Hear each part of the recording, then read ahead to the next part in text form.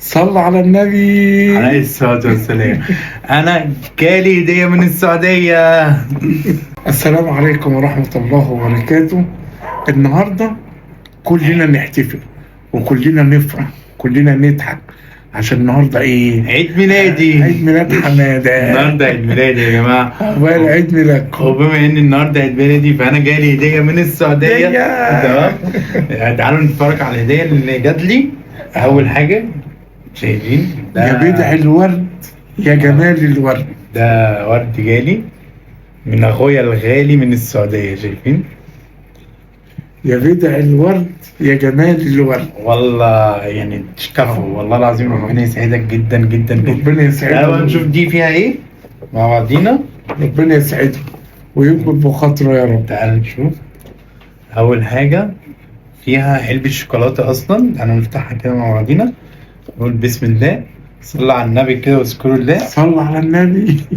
بس اصلا حاجة فخمة يعني قيمة. قيمة. تعالوا نشوفها. بسم الله ما شاء الله. عايز اقول لكم ريحتها تحفة والله العظيم. اخويا الغالي اللي جابها لي اخويا استاذ عبد الرحمن. والله تسلم اخويا. ده جاب لي احلى هدية والله العظيم. تسلم ايدك وربنا يعزك وما نحرمناش منك. وربنا يخليك لأهلك وناسك ويسعدك ويسعد والدتك يا رب. واستنوا ده لسه في حاجة تانية عقبال ما بخلص في الدعاء.